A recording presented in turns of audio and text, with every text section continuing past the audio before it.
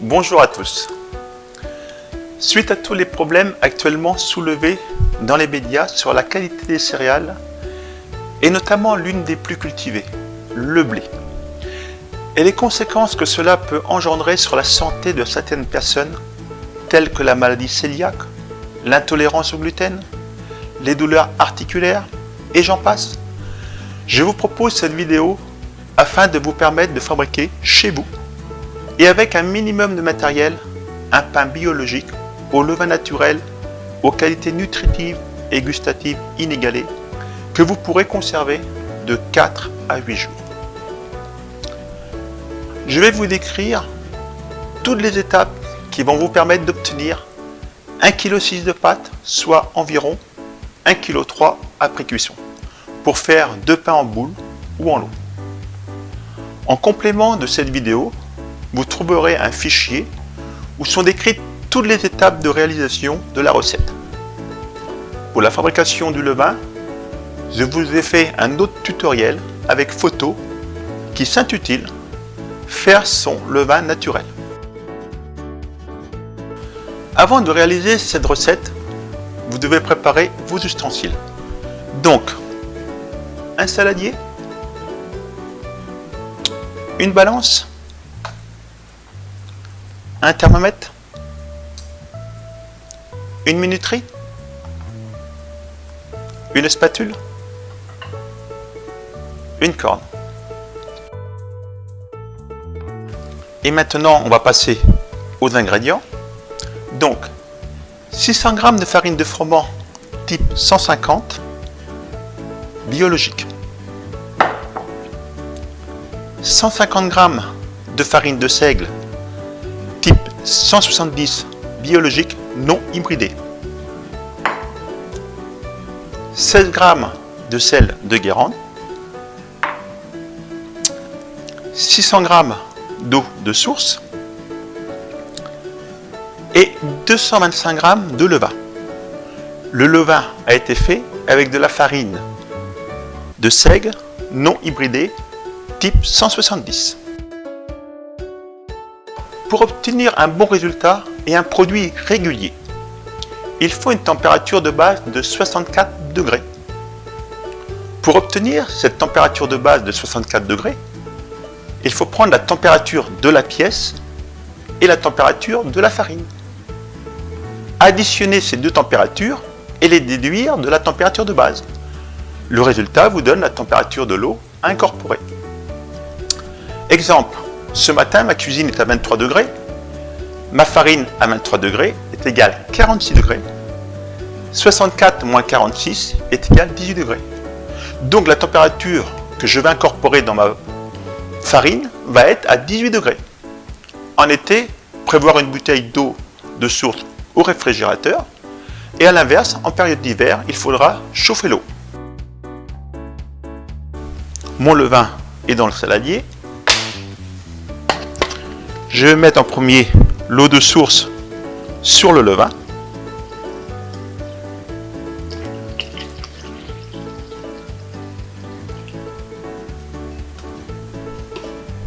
La farine.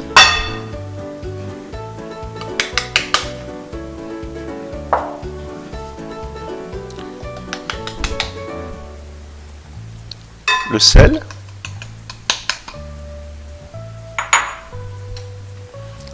Et ensuite, je vais simplement mélanger. Alors, il faut mélanger tranquillement. Le but, c'est de ne plus boire de farine.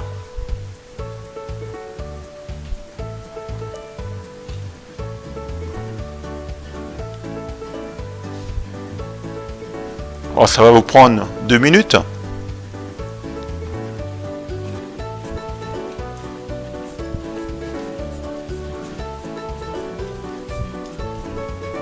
Une fois que tout est mélangé, vous prenez la corne, un petit coup de corne sur la spatule, vous cornez bien le tour du saladier et vous mettez un couvercle. Alors soit si vous n'avez pas de couvercle, vous pouvez mettre une toile dessus. Donc on va laisser reposer 15 minutes. Et après ce temps de repos, je passerai à la phase de mélange. Cette phase sera constituée de 4 mélanges de 3 minutes et de 3 minutes de repos entre chaque mélange. Dans la vidéo, je vous présenterai le premier et le quatrième mélange.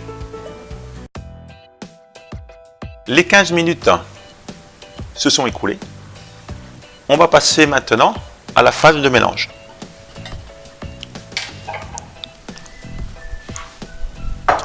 Alors je m'installe confortablement pour éviter simplement les tensions du bras. Je me mets sur une chaise, mon saladier, ma spatule, je mets ma minuterie à 3 minutes et je vais commencer. Donc, vous tournez tranquillement le saladier dans un sens et la spatule dans l'autre. Pas utile d'aller plus vite, ça va se faire tout seul. Le temps qu'on va faire les temps de repos de 3 minutes entre deux, la pâte va se lier. Vous voyez, c'est pas compliqué. Simplement, tournez le saladier dans un sens et tournez la spatule dans l'autre. Dans la recette que je vous propose, j'utilise une farine de type 150 pour la farine de froment et de type 170 100% seigle non hybridé pour la farine de seigle. Le T indique le type de farine. Plus le chiffre suivant le T est élevé, plus la proportion de son est élevée et plus la farine est complète. D'où la nécessité d'utiliser une farine biologique pour éviter l'ingestion de pesticides. J'utilise une farine moulue sur meule de pierre. Ce procédé permet au grain de blé de conserver son germe entier et d'en extraire l'huile qui enrichit la farine. Tous les éléments essentiels du blé, vitamines A, B et E, et les oligo-éléments sont préservés et apportent au pain une qualité nutritive et gustative optimum. Elle est donc riche en minéraux et en fibres. Alors vous voyez, toujours, je n'ai pas rajouté de vitesse, et cela pendant 3 minutes. Et on voit que la pâte commence à se former.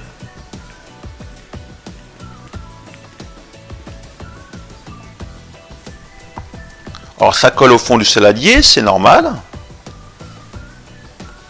Toujours le même mouvement.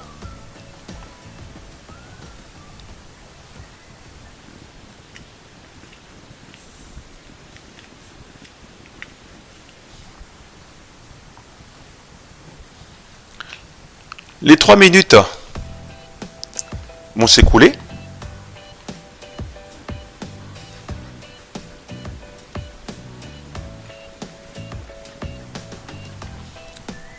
Je prends ma corne et toujours corner le rebord du saladier. Autrement, ça va faire de la pâte sèche.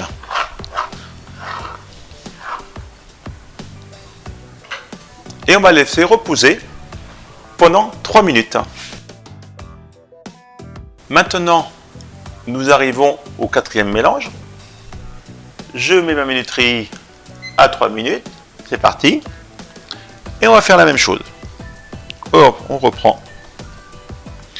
Alors, vous voyez le fait que la pâte s'est reposée entre chaque mélange. La pâte est formée. On va faire encore la même chose pendant 3 minutes. Et ça va être terminé. Quel intérêt de réaliser un pain sur levain? Donc, cela présente plusieurs avantages. Premièrement, les bactéries du levain contribuent à dégrader le gluten, ce qui est particulièrement intéressant pour les personnes qui souffrent d'intolérance au gluten. Deuxièmement, le pain sur levain fait en type 70 et type 150 présente un indice glycémique bas de 34 à 40, quand ce même indice s'élève à 70 voire 95 pour certains pains blancs et 85 pour un pain de mie. Le pain blanc et le pain de mie dont l'indice glycémique est élevé font grossir si on en consomme trop. Cela élève le taux de sucre plus rapidement, ce qui a pour conséquence de favoriser les pics d'insuline dans le sang et favorise la transformation de sucre en graisse. Enfin, la fermentation l'enduit du levain produit de l'acidité qui active des enzymes appelées phytases et qui dégrade l'acide phytique. L'acide phytique, c'est une molécule présente dans les graines et plus précisément dans l'enveloppe où le sont des céréales, qui empêche l'assimilation des métaux, le zinc, le cuivre, le cobalt, le manganèse, le calcium, le fer. Vous voyez, je continue toujours. La pâte est formée. Elle colle toujours un petit peu au saladier, mais surtout ne pas s'inquiéter. C'est normal.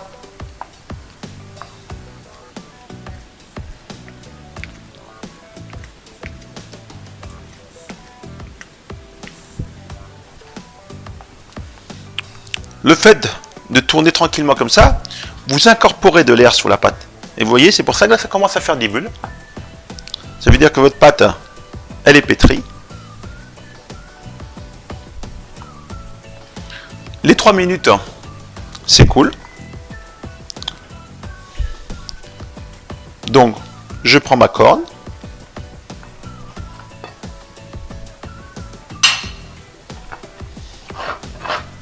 Le contour du saladier. Parfait. Et maintenant, on va prendre la température.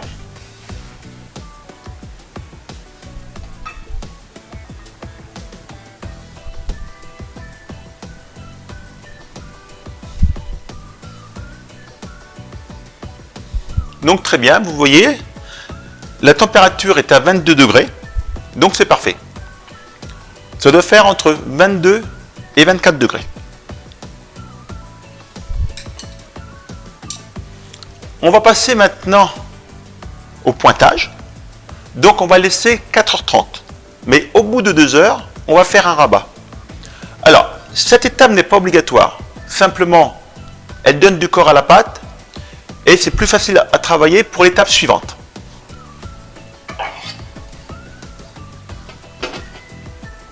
À tout à l'heure.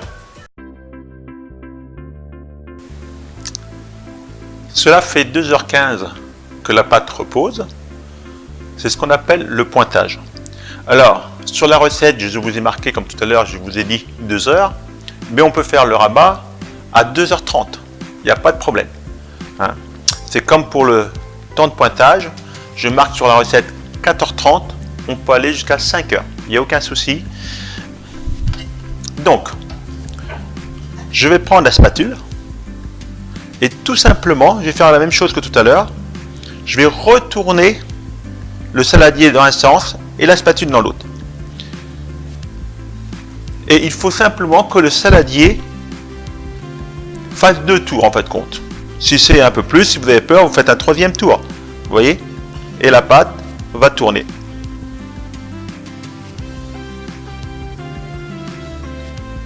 En fait de compte, vous êtes en train de dégazer la pâte. Hein, vous voyez, là vous avez fait, c'est suffisant.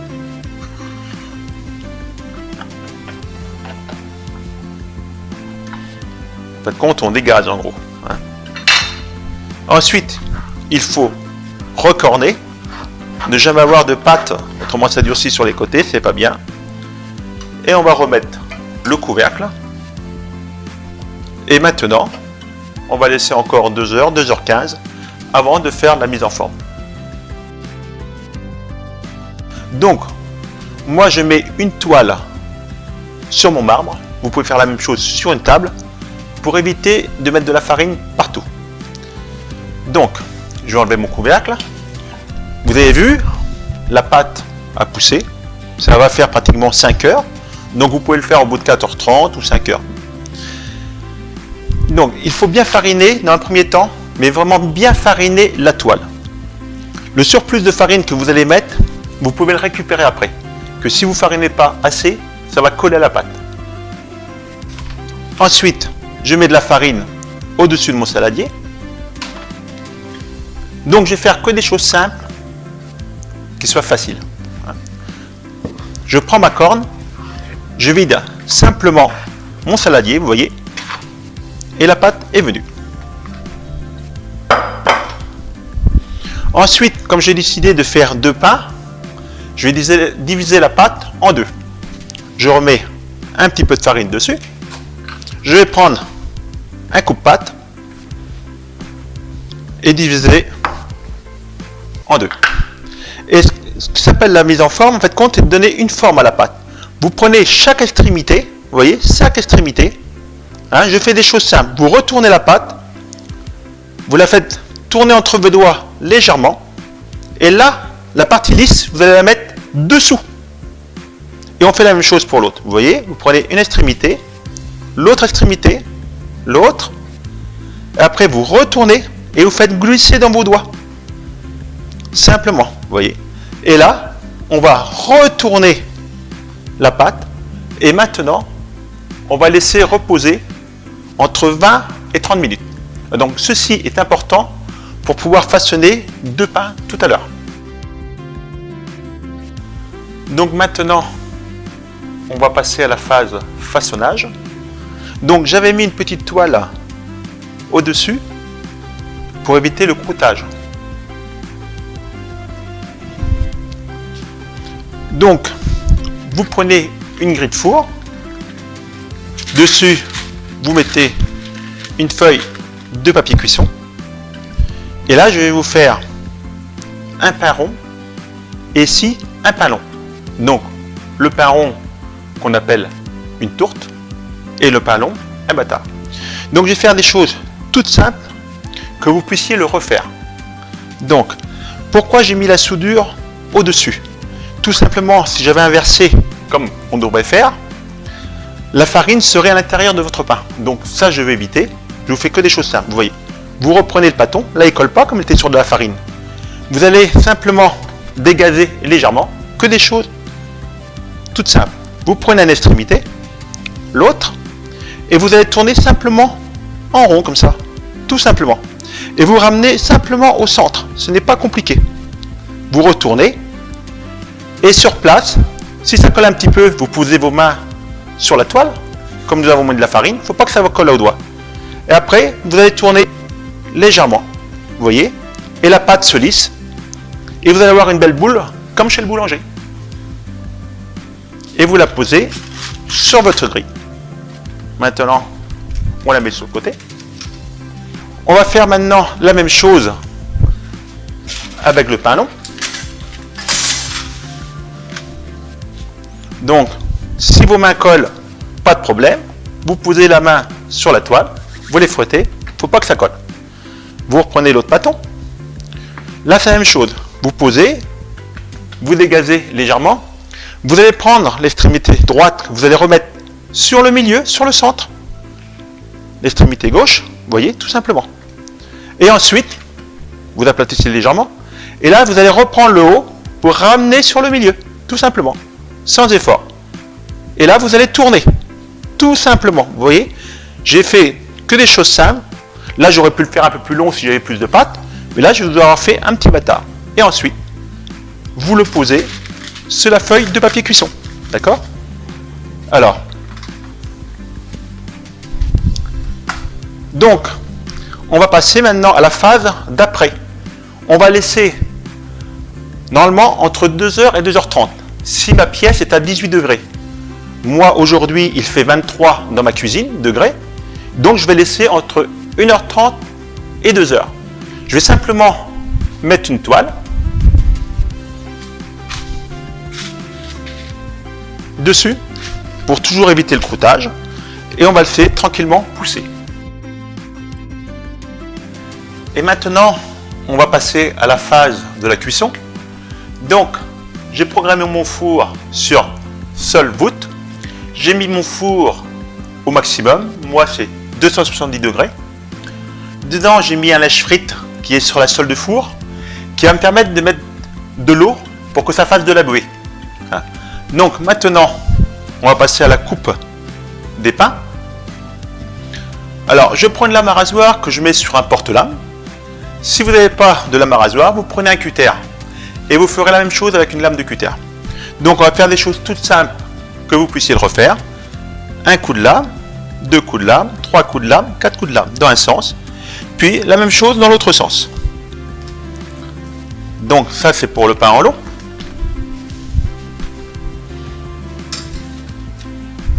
Et ensuite, on va faire la même chose avec la boule. Donc avec la boule, un coup de lame dans le bas, un dans le haut, et un de chaque côté.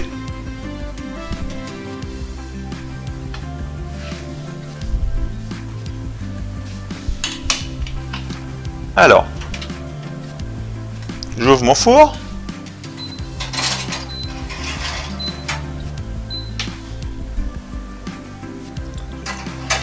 Je les mets en quinconce.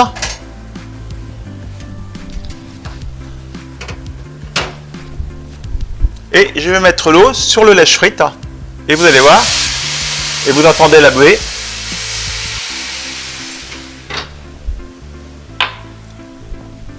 Et à ce moment-là, je vais remettre mon four en chaleur tournante. Et le mettre à 240 pendant 10 minutes. Cela fait 10 minutes que le four est à 240. La pâte a pris du volume, c'est très bon signe. Maintenant, on va descendre le four à 210. Et on va laisser pendant 25 minutes. Cela fait 25 minutes que le pain est dans le four à 210 degrés. Maintenant, ce qu'on va faire, on va enlever la feuille de papier cuisson. Alors vous voyez, c'est tout simple, vous prenez la feuille, hop, vous faites la même chose avec l'autre pain. Et vous pouvez en profiter pour mettre les deux pains sur la même grille.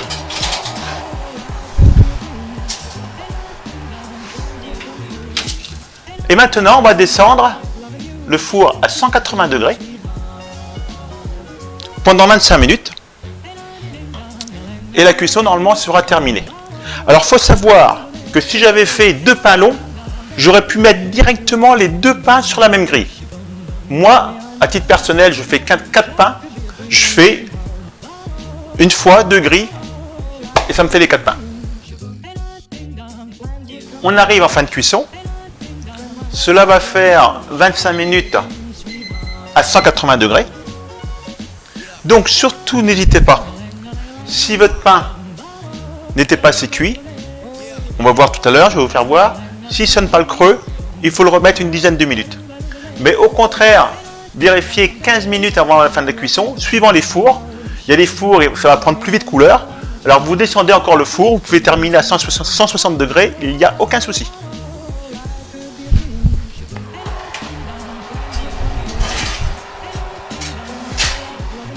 Donc, voici les deux pains.